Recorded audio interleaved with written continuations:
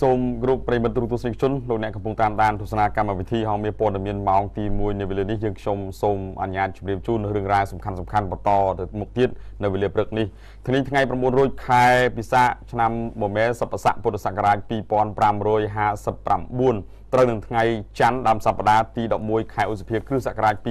2015មុននឹងចូលរឿងរ៉ាវលំអិតបន្តនោះសូមប្រកបព្រះជូនលោកសកជម្រាបជូនមេតិកាជាមុនសិនបាន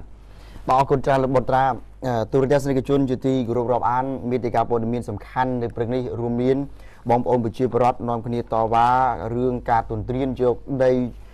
ពីឈ្មួញមានប្រាក់ស្ដុកស្ដំម្នាក់នៅខេត្តកណ្ដាលហើយរឿងមួយទៀតគឺថានៅខេត្តប្រស័យនោះបងប្អូនប្រជាពលរដ្ឋទទូចឲ្យមានទៅលើទីតាំងស្តុកកាកសំណល់ផេះស៊ូងថ្មមួយកន្លែងនៅខេត្តប្រស័យនោះហើយមួយរឿងទៀតដែរនោះគឺថាមេភូមិ2នាក់ក្នុងស្រុកកំពង់តឡាចដណ្ដើមគ្នាយកព្រំដីគ្នាបាទមេភូមិទល់មេភូមិនៅផ្ទះជិតគ្នាឬក៏ព្រំដីភូមិនឹងដល់មកបាទមិនតន់ច្បាស់អំពីបញ្ហាហ្នឹងបាទហើយនៅខេត្តកណ្ដាលដែរគឺថានគរបាលខេត្តកណ្ដាលបានចុះបង្ក្រាបអ្នកចែកចាយនិងប្រើប្រាស់គ្រឿងញៀនបាន60នាក់នៅចុងខែមេសានិងដើមខែឧសភាកន្លងទៅហ្នឹងបាទមានព័ត៌មានជាបន្តនេះសូមបកគោលវិរៈទៅលោកបុត្រាលំអិតពីរឿងបងប្អូនប្រជាពលរដ្ឋនាំគ្នាតវ៉ាចំពោះការទន្ទ្រានយកដីពីឈ្មួញម្នាក់ដែលមានប្រាក់ស្រុកដំនៅក្នុងខេត្តកណ្ដាលបាទសូមជើញបាទសូមអរគុណលោកសកទូរទស្សនិកជនក្រមប្រជាពលរដ្ឋជាច្រើនគ្រួសារលោករស់នៅក្នុងឃុំតាលុនស្រុកស្អាងខេត្តកណ្ដាលលោកបាននាំគ្នាតវ៉ាការកាយទប់ទំនប់យកដីរបស់ពួកគាត់ពីសំណាក់លោកឈៀងប៉ាស៊ូដែលគេស្គាល់ថាជាឈ្មួញមានឥទ្ធិពលម្នាក់និងមានប្រាក់ស្រុកស្ដំបាទដោយការតវ៉ានេះគឺធ្វើឡើងកាលពីថ្ងៃសៅរ៍ចុងសប្តាហ៍កន្លងទៅនឹងខណៈដែលមានព្រះរាជអាជ្ញាសាលាដំបងខេត្តកណ្ដាលលោកបានចេញដីការក្សាការពារជូនពួកគាត់រួចមកហើយគ្រោងនឹងចុះអនុវត្តនៅថ្ងៃទី8ខែឧសភាកន្លងទៅថ្មីហ្នឹងប៉ុន្តែត្រូវបានលើកពេលទៅវិញក្រោមហេតុផលថាមានទរៈផ្ទាល់ខ្លួនមិនសមហេតុផលសោះបាទលោកជាតំណាងរបស់ពលរដ្ឋលោកអះអាងថាដីក្រមសាមគ្គីជាង1000ហិកតាដែលប្រជាពលរដ្ឋនៅក្នុងឃុំត្រើយស្លានិងឃុំតលុនកាន់កាប់អាស្រ័យផលលើដីនោះតាំងពីដើមរៀងមកត្រូវបានលោកឈៀងប៉ាស៊ូដាក់គ្រឿងចាក់ជីកពាត់ធ្វើទំនប់នៅពេលថ្មីហ្នឹងបំណងយកដីជាច្រើនហិកតាហ្នឹងធ្វើជាកម្មសិទ្ធិផ្ទាល់ខ្លួនក្រមប្រជាពលរដ្ឋលោកបានបន្តអះអាងថាឈ្មោះខាងលើមិនបានទិញដីពីពួកគាត់នោះឡើយហើយក៏មិនដឹងថាមានបានកម្មសិទ្ធិពីពេលណាដែរបាទគាត់អត់បានដឹងទេហើយស្រាប់តែពីពេលថ្មីហ្នឹងបែរជាមានការយកគ្រឿងចាក់ជីកពាត់ធ្វើជាទំនប់ចូលលើដីរបស់ពួកគាត់អស់ជាង500ហិកតាហើយទោះបីជាពួកគាត់នាំគ្នាទៅឃាត់ក៏គេនៅតែលើកទំនប់មិនខ្វល់ពីការតវ៉ារបស់ពួកគាត់ឡើយបាទហើយដោយសារតែមានមន្ត្រីជលផលនៅចាំកាងទីនោះនឹងមានការបើកដៃបើកជើងពីអាជ្ញាធរមូលដ្ឋានរួមផ្សំគ្នាដែរទន្ទឹមនឹងនោះសារព័ត៌មានក៏បានព្យាយាមសុំការបំភ្លឺពីលោកឈៀងប៉ាស៊ូដែរតែទូរស័ព្ទទេហើយគឺអត់មានអ្នកទទួលអត់មានអ្នកលើកចូលអត់មានអ្នកទទួលអត់មានអ្នកលើកអញ្ចឹងទេបាទហើយប៉ុន្តែបើតាមការបញ្ជាក់បន្ថែមពីលោកលីថុងហាក់ដែលជាមេភូមិព្រែកលោកបានបញ្ជាក់ថាស្ថិតនៅក្នុងភូមិព្រែកឃុំត្រើយស្លាស្រុកស្អាងនោះប៉ុន្តែបច្ចុប្បន្នឈ្មួញខាងលើបានបោះបង្គោលព្រំនិងយកគ្រឿងចាក់ទៅកាយពាត់លើទំនប់ចូលដីរបស់ពលរដ្ឋច្រើនពាន់ហិកតាស្ថិតនៅក្នុងភូមិព្រែកភូមិទូលក្តីក្នុងភូមិសាស្ត្រឃុំត្រើយស្លាខាងលើនេះហើយជាពិសេសនោះគឺមានការដាក់បន្តនៅក្នុងភូមិជ្រួយឫស្សីក្នុងឃុំប្រាសាទព្រមទាំងជីកពាត់ចូលដីពលរដ្ឋនៅភូមិវាលត្រែងឃុំតលុនទៀតស្ថិតនៅក្នុងភូមិសាស្ត្រស្រុកស្អាងហ្នឹងបាទទេស្អាងដូចផ្សាយម្ដងផ្សាយដូចជាម្ដងតែឃុំផ្សេងគ្នាឃុំផ្សេងគ្នាអញ្ចឹងបាទឃុំតលុនបាទបើសិនជាការភ័ន្តច្រឡំវាកើតឡើងមែនដោយសារតែរឿងផែនទីរឿងកណ្ដាស់ស្នាមហើយយើងមកជីកពាត់លើដីបងប្អូនប្រជាពលរដ្ឋដោយអចេតនាវាគឺជារឿងមួយដែលអាចដោះស្រាយបានមិនជាបញ្ហាចោលទេក៏ប៉ុន្តែប្រសិនបើជាករណីចេតនាចង់យកដីបងប្អូនប្រជាពលរដ្ឋវាគឺជាករណីខុសច្បាប់ដែលមានចែងនៅក្នុងច្បាប់ភូមិបាលឆ្នាំ2011គេហៅថាបទល្មើសបំពានឬក៏រំលោភកម្មសិទ្ធិទ្រព្យចលនាទ្រព្យរបស់ឯកជននឹងសិទ្ធិពន្ធនាគារឬក៏បន្ថែមនៅការពិន័យជាប្រាក់ថែមទៀតផងក៏ប៉ុន្តែយើងបារម្ភខ្លាចតែគេនោះមានឯកសារដែលចេញពីអាជ្ញាធរបាទហើយបងប្អូនក៏មានឯកសារដែលទទួលស្គាល់ពីអាជ្ញាធរនឹងការកាប់ដីធ្លីនឹងយូរមកហើយបាទអញ្ចឹងបើសិនជាករណីក្រោយហ្នឹង វាពិបាកណាស់ថាតើអាជ្ញាធរហេតុអីក៏អនុញ្ញាតឲ្យចេញមានឯកសារមានលិខិតស្នាមកាន់កាប់ទៅលើបុគ្គលផ្សេងទៀតក្នុងករណីក្នុងគ្រាដែលបងប្អូនប្រជាពលរដ្ឋកំពុងតែកាន់កាប់ស្របច្បាប់ហើយមានឯកសារសម្គាល់ដែរនោះអាទៅហ្នឹងដែលមានបញ្ហាចោតពិបាកដោះស្រាយមែនទែនបាទអរគុណទុកជូនសមត្ថកិច្ចជំនាញពីថ្នាក់គណៈកម្មការសូរិយោដីស្រុករហូតដល់គណៈកម្មការសូរិយោដីថ្នាក់ខេត្តនិងរហូតដល់ថ្នាក់ជាតិបើសិនជាដីធ្លីនេះមានឯកសារសម្គាល់សិទ្ធិត្រឹមត្រូវអាហ្នឹងគឺថាបណ្ដឹងមានតែតុលាការដូចការលើកឡើងបាញ់អញ្ចឹងបាទឥឡូវនេះខ្ញុំសូមជូនរឿងមួយទៀតយើងទៅកាន់ខេត្តបរសេនុដើម្បីកំសាន្តទាំងអស់គ្នាគឺទីតាំងស្តុកកាកសំណល់គេហៅថាផេសស៊ូងថ្មមួយកន្លែងហ្នឹងគឺថារងការរិះគន់ពីបងប្អូនប្រជាពលរដ្ឋហើយបងប្អូនប្រជាពលរដ្ឋទទូចឲ្យអាជ្ញាធរចាត់ចែងអំពីបញ្ហានេះឲ្យបានល្អប្រសើរក្រុមបងប្អូនប្រជាពលរដ្ឋជាង50គ្រួសារដែលស្ថិតនៅក្នុងភូមិ2សំទោសក្រុម2ភូមិ4ឃុំអូត្រេសស្រុកស្ទឹងហាវខេត្តបរសេនុកំពុងទទួលរងហានិភ័យបាទហានិភ័យនេះស្អីខ្លះចាំមើលនឹងគួរឲ្យបារម្ភជុំវិញបញ្ហាកាកសំណល់ឧស្សាហកម្មនៅក្នុងនោះគឺថាជាផេសស៊ូងថ្មរបស់រោងចក្រអគ្គិសនីប្រើដោយធម្មពលស៊ូងថ្មដែលត្រូវបានក្រុមហ៊ុនចិនមួយដឹកយកមកស្តុកដោយពុំមានលក្ខណៈបច្ចេកទេសត្រឹមត្រូវនៅក្បែរលំនៅឋានរបស់បងប្អូនប្រជាពលរដ្ឋអូហុយផ្សែងទៅដល់មេឃបាទក្នុងនោះគឺមានបងប្អូនប្រជាពលរដ្ឋ2រូបដែលជាតំណាងបងប្អូនប្រជាពលរដ្ឋចំនួន50គ្រួសារជាងហ្នឹងគឺទី1ឈ្មោះអិនមុំនិងឈ្មោះកនតំណាងឲ្យបងប្អូនប្រជាពលរដ្ឋដែលកំពុងរស់នៅជាប់ទីតាំងស្តុកកាកសំណល់អាជីវកម្មនោះបានបញ្ជាក់ថាពួកគេកំពុងមានការព្រួយបារម្ភជុំវិញធូលីផេះរបស់កាកសំណល់ស៊ូងថ្មដែលក្រុមហ៊ុនចិនបាននឹងកំពុងយកមកស្តុកនៅក្បែរផ្ទះរបស់ពួកគាត់ហើយកំពុងតែបានបង្កឲ្យមានផលប៉ះពាល់ដល់សុខភាពព្រោះថាមួយថ្ងៃហ្នឹងធូលីផេះនេះគឺថាបានហុយពីវាលពីកាលពេញអាកាសហ្មងចូលទៅក្នុងផ្ទះគាត់ណាដំបូលផ្ទះសំបីតែសម្លៀកបំពាក់ដែលទុកនៅក្នុងផ្ទះក៏ប្រឡាក់ធូលីនេះផងដែរមើលសំណល់អញ្ចឹងមែនក៏អីនោះខាងដំបូលលើពីនេះមួយរយៈចុងក្រោយនេះមានបងប្អូនប្រជាពលរដ្ឋប្រមាណជា3ទៅ4នាក់ហើយដែលបានធ្លាក់ខ្លួនឈឺដោយភាគច្រើនជាជំងឺធ្លាក់ឈាមដោយពុំមានមូលហេតុជាពិសេសគឺថាកូនរបស់ពួកគាត់នឹងមានអាការៈក្តៅនិងថប់ដង្ហើមជាញឹកញាប់ដែលខុសពីមុនពួកគាត់រស់នៅតំបន់នេះគឺថាមានសេចក្តីសុខសប្បាយពុំដែលមានជំងឺនោះទេអាស្រ័យហេតុដូច្នេះហើយពួកគាត់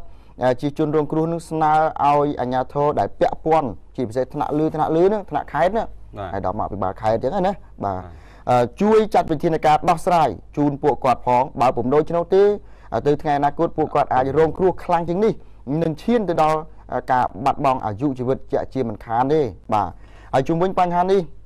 កញ្ញាជុនដារីអភិបាលរងស្រុកស្ទឹងហាវអូកញ្ញាជុនដារីអូធ្លាប់ឃើញមុខបាទតែតាមទូរទស្សន៍ទេក៏បានបញ្ជាក់ឲ្យដឹងដែរថាចំពោះផលប៉ះពាល់នេះរូបកញ្ញាផ្ទាល់ក៏សូមទទួលស្គាល់ថាពិតជាមានផលប៉ះពាល់ប្រកបមែនណាពិតមែនហើយដោយមើលឃើញអំពីផលប៉ះពាល់ទាំងនេះហើយទើបលោកលីវ៉ាន់ដាអភិបាលស្រុកស្ទឹងហាវបានក៏ហៅក្រុមហ៊ុនចិនឈ្មោះស៊ីម៉ៅបាទស៊ីម៉ៅនឹងគឺថាមកធ្វើកិច្ចសន្យាដោយតម្រូវឲ្យភាគីក្រុមហ៊ុន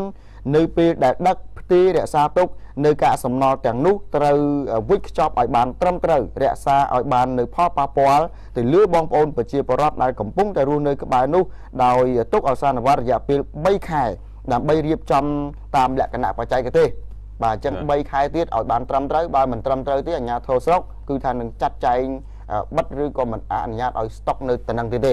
ប៉ុន្តែនៅក្នុងអំឡុងដែលដល់អាសន្នវត្តឲ្យក្រុមហ៊ុនរយៈពេល3ខែហ្នឹងក៏ត្រូវប្រើវិធានការបណ្ដោះអាសន្នកុំឲ្យអតិពលអវិជ្ជមាននៃផេះស៊ូងថ្មរបស់ក្រុមហ៊ុនហ្នឹងគឺថារាយប៉ាយរប៉ាត់រប៉ាយហោះហើរតាមរលកអាកាសឬក៏ធាតុអាកាសដែលប៉ះពាល់ដល់បងប្អូនប្រជាពលរដ្ឋដែរបាទណាបាទជាការបណ្ដោះអាសន្នអរគុណណាអាហ្នឹងគឺថាជូនទៅលោកបត្រាបន្តចុះបាទអរគុណបន្តទៅកាន់ខេត្តឧត្តរមានជ័យនៅវិញគឺបងប្អូនប្រជាពលរដ្ឋកំពុងតែព្យួរស្រែប្រទះឃើញគ្រាប់បេគ្រាប់គេហៅថាគ្រាប់មីលកំភ្លើងត្បាល់ជាង80គ្រាប់បាទបើតាមការបញ្ជាក់បន្ថែមពីលោកនាយប៉ុស្តិ៍នគរបាលរដ្ឋបាលស្ដីទីបាទនៅក្នុងសង្កាត់កូនគ្រៀលលោកជុំសារួតលោកបានដឹងថាប្រជាពលរដ្ឋគណៈដែលកំពុងព្យួរស្រែ ក៏ឡងទៅនៅចំណុចតាពាំងតវ៉ាន់បានប្រទេសឃើញសបកជាប់ឃ្លុំបេគ្រាប់ក៏មានការសង្ស័យហើយចុះកាយមើលស្រាប់តែឃើញគ្រាប់ជាច្រើននៅក្នុងដីស្រែដែលធ្លាប់តែធ្វើរាប់ឆ្នាំមកហើយមិនដែលជួបតែប្រទេសនេះបាទលោកថាបន្ទាប់ពីកាយមើលហើយក៏ប្រមូលគ្រាប់ទាំងនោះដាក់គោយន្តដឹកទៅក្នុងផ្ទះក្នុងភូមិក្បាលសសដែលមានចម្ងាយពី4ទៅ5គីឡូម៉ែត្ររួចរាយការណ៍ដល់សមត្ថកិច្ចឲ្យលោកមកចុះមកជួយមើលហើយកម្លាំងសមត្ថកិច្ចក៏រាយការណ៍បន្តទៅខាងស៊ីម៉ាក់ដើម្បីឲ្យចុះមកពិនិត្យមើលថាតើគ្រាប់នឹងកើតចេញពីសម័យណាសល់ពីអង្កលមកដើម្បីបកគលឲ្យអង្គភាពជំនាញស៊ីម៉ាក់លោកចាត់ការបន្តហើយគ្រាប់ជាប្រភេទគ្រាប់កំភ្លើងត្បាល់60មីលីម៉ែត្របាទមិនសូវស្គាល់ទេខ្ញុំចំនួន82គ្រាប់និងក្បាលគីបចំនួន6ផលិតនៅប្រទេសសិង្ហបុរីមានផលិតនៅប្រទេសសិង្ហបុរីដែរណាគ្រាប់ហ្នឹងហើយក៏មានគុណភាពស្ទើរតែទាំងស្រុងដែរគេហៅថា 98% បាទ 98% អាចប្រើប្រាស់បានលោកនាយប៉ុស្តិ៍នគរបាលរដ្ឋបាលស្ដីទីបានបន្ថែមថាលោកសំណុំពរដល់បងប្អូនប្រជាពលរដ្ឋទាំងអស់បន្ទាប់ពីប្រទេសឃើញគ្រាប់កំភ្លើងឬក៏គ្រាប់មានចំនួនតិចឬក៏ច្រើនក្តីសូមបញ្ញាប់ផ្ដល់ព័ត៌មានមកកាន់សមត្ថកិច្ចឬក៏អង្គភាពស៊ីម៉ាក់ដើម្បីឲ្យខាងមន្ត្រីជំនាញលោកចុះទៅប្រមូលយកជៀសវាងបងប្អូនប្រជាពលរដ្ឋប្រមូលនិងដឹកជញ្ជូនខ្លួនឯងជាហេតុបណ្ដាលឲ្យមានគ្រោះថ្នាក់ប្រការណាមួយដែលមើលអត់ឃើញកន្លងទៅគឺផ្ទុះគ្រាប់រហូតឲ្យតែ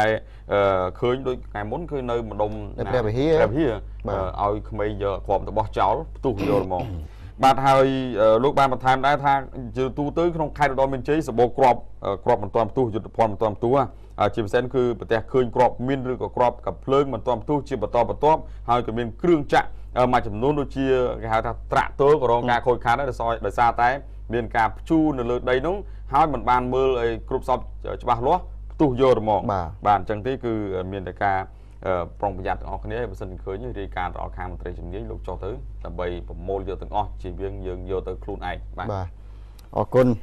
ឬមួយទៀតទៅខេត្តតាកែវបន្តិចបងប្អូនបកងនឹងធំនៅនេះបកងបាទអភិបាលខេត្តតាកែវថានឹងចាត់វិធានការណារដ្ឋបាលឬមន្ត្រីខលខូចណាដែលធ្វើឲ្យបងប្អូនប្រជាពលរដ្ឋនឹងមានការថ្នាក់ហើយឲ្យច្បាស់ឲ្យអាដាមឡៃវណ្ណៈអាដាមឡៃវណ្ណៈបានថ្លែងថាលោកនឹងចាត់វិធានការរដ្ឋបាលទៅលើមន្ត្រីខលខូចណាដែលធ្វើឲ្យបងប្អូនប្រជាពលរដ្ឋមានការថ្នាក់ចិត្តមើលបាទថ្លែងបែបនេះគឺក្នុងគ្រាដែលអាដាមអភិបាលខេត្តអញ្ជើញចុះទៅចែកអំណោយបងប្អូនប្រជាពលរដ្ឋរងការខ្វះខាតផ្នែកជីវភាពប្រភេទក្រ1ក្រ2ចំនួន129គ្រួសារដែលមកពីភូមិចំនួន3នៅក្នុងឃុំអង្គរបរិយស្រុកអង្គរបរិយកាលពីថ្ងៃទី9ខែឧសភាឆ្នាំ2015អាដាមឡៃវណ្ណៈបានស្នើបងប្អូនប្រជាពលរដ្ឋនៅក្នុងស្រុកអង្គរបរិយទម្លាយផ្លូវចិត្តណាឲ្យបើកទលាបងប្អូនកុំខ្លាចប៉ុន្តែគាត់ទម្លាយមកការពារសុវត្ថិភាពរបស់គាត់ឲ្យបានល្អប្រសើរផងដោយលើកឡើងពីឈ្មោះមន្ត្រីខលខូចថ្នាក់ដល់បងប្អូនប្រជាពលរដ្ឋហើយអាដាមនឹងចាត់វិធានការរដ្ឋបាលប្រឆាំងនឹងមន្ត្រីនោះជាដាច់ខាតហ្មងបាទជាដាច់ខាតអាដាមបានបន្តថាធម្មតាអ្នកដែលធ្វើតែងតែខុសនេះខុសនោះបន្តិចបន្តួចហើយប៉ុន្តែដូច្នេះអាដាមសូមចិត្តបងប្អូនប្រជាពលរដ្ឋកុំអន់ចិត្តនឹងអាជ្ញាធរអីពីព្រោះថានៅពេលដែលអាជ្ញាធរធ្វើវាតែងតែមានខុសបន្តិចបន្តួចមកលើបងប្អូនប្រជាពលរដ្ឋឬក៏ការបម្រើសេវាសាធារណៈមានការយឺតយ៉ាវនោះក៏សូមឲ្យបងប្អូនប្រជាពលរដ្ឋមេត្តាអធិស្ឋានខ្លះដែរប៉ុន្តែមានហេតុមានផលផងខុសហ្នឹងគឺថាលក្ខណៈដែលយើងមិនចង់ខុសយឺតយ៉ាវហ្នឹងជាលក្ខណៈដែលយើងមិនចង់យឺតយ៉ាវមិនមែនគឺថាការយឺតយ៉ាវហ្នឹងដោយអុកកាឡាផ្សេងណាអុកកាឡាផ្សេងកុំនិយាយរឿងអធិស្ឋានដូច្នេះសូមឲ្យបងប្អូនប្រជាពលរដ្ឋទាំងអស់កុំខឹងបកគលម្នាក់រៀលដាលដល់មន្ត្រីមួយចំនួនធំដែលខិតខំបំពេញការងារបម្រើប្រជាពលរដ្ឋទូទៅនោះអីបាទក៏ប៉ុន្តែបើសិនជាមានមន្ត្រីណាដែលធ្វើការជិះជាន់និងគៀបសង្កត់មកលើបងប្អូនប្រជាពលរដ្ឋតាំងនាមឲ្យរដ្ឋបាលខេត្តអាដាមនឹងចាត់វិធានការចំពោះបុគ្គលនោះដោយមិនបណ្តែតបណ្ដោយឲ្យមន្ត្រីគឺមិនគប្បីណាដាក់បងប្អូនប្រជាពលរដ្ឋនោះទេបាទអាដាមបានសន្យាថានឹងខិតខំបម្រើបងប្អូនប្រជាពលរដ្ឋដោយស្មោះអស់ពីចិត្តនិងខិតខំប្រឹងប្រែងអភិវឌ្ឍខេត្តតាកែវឲ្យមានការរីកចម្រើនដោយខេត្តដទៃទៀតជាពិសេសអាដាមនឹងធ្វើការកងគាក្រមវិនិយោគទុនឲ្យមកដាក់ទុននៅក្នុងខេត្តដើម្បីបងប្អូនប្រជាពលរដ្ឋនឹងមានការងារជាទប់ស្កាត់ការធ្វើចំណាក់ស្រុកដោយបថុយបឋានឬក៏ទៅឆ្ងាយពីផ្ទះទីសបាយយើងបាទ យើងអាចធ្វើការរោងចក្រក្រុមហ៊ុនអីនៅតំណឹងទៅហើយចេញមកយើងអាចប្រកបមុខរបរដាំដំណាំមើលថែទាំផ្ទះសបាយយើងចំជ្រូកចំមាន់ចំទាយើងបាទនៅចិត្តផ្ទះចិត្តសបាយប្រពន្ធកូនអីចឹងជាដើមប្តីអីចឹងណាបាទហ្នឹងហើយចាំមើលតទៅទៀតថាតើអ្វីដែលអាដាមអភិបាលខេត្តតាកែវលោកសន្យានឹងប្រកាសដែរទេនៅពេលដែលបងប្អូនប្រជាពលរដ្ឋរាយការណ៍អំពីភាពអវិជ្ជមានរបស់មន្ត្រីរូបណាភាពអវិជ្ជមាននោះយើងចង់និយាយថាបើសិនជាអចេតនាវាមិនជាបញ្ហាចោតទេក៏ប៉ុន្តែពេលខ្លះជាគោលនោះហើយទាញតែបុគ្គលនោះតែម្ដងមិនមែនជាប្រយោជន៍សាធារណៈមិនមែនជាប្រយោជន៍ជាតិទេក៏ប៉ុន្តែទោះបីយ៉ាងណាក៏ដោយបើសិនជាបុគ្គលមួយដែលបានធ្វើឲ្យប៉ះពាល់នោះគឺថាកុំសន្និដ្ឋានជាសរុបថាមន្ត្រីទាំងអស់សិតតែជាមន្ត្រីយើងត្រូវផ្ដល់យុត្តិធម៌ថាមន្ត្រីក្រុមនោះគេល្អមន្ត្រីមកក្តាប់នោះរដ្ឋាភិបាលកម្ពុជាលោកតែងតែក្រៅរំលឹកជារឿយៗផ្ទាល់មាត់ក៏ដោយជាលីលាអក្សរក៏ដោយថាមន្ត្រីទាំងអស់គឺទៅតែងូតទឹកបាទឆ្លោះកញ្ចក់ណាដុសក្អែលងូតទឹកឲ្យដុសក្អែលឆ្លោះកញ្ចក់មើលព្យាបាលវះកាត់បាទអានោះបើថានៅតែមិនកើតទេដំបងបន្តមកគឺព្យាបាលសិនបាទព្យាបាលដើមកើតទៅវះអានោះចោលមកនោះបាទទូវះបាត់ដកចេញទៅមកណាប៉ុន្តែកុំខាំងគោបាទកុំខាំងគោបែបតែអីអរគុណណាស់សូមអនុញ្ញាតប៉ុណ្ណឹងហើយសំខាន់ណារឿងការបាញ់បោះមន្ត្រីមួយចំនួនដែលមានទូនីតិกับភ្លើងប្រើប្រាស់អ្នកខ្លះមានបេសកកម្មត្រឹមត្រូវអ្នកខ្លះមិនមានបេសកកម្មត្រឹមត្រូវហើយបើបាញ់បោះតាមការ៉ាអូខេតាមទីសាធារណៈឬក៏យកទៅគម្រាមកំហែងបងប្អូនវិរដ្ឋអាដាមបាខេតជួយពង្រឹងអានឹងបន្ថែមទៀតផងបាទសូមវិលទៅលោកបុត្រាបាទអរគុណលោកសខៈទូទស្សនិកជនយើងខ្ញុំសូមអនុញ្ញាតសម្រាប់បន្តិចសិនវគ្គក្រោយផ្ដល់ជូនព័ត៌មានសំខាន់បន្តទៅមុខទៀតបាទ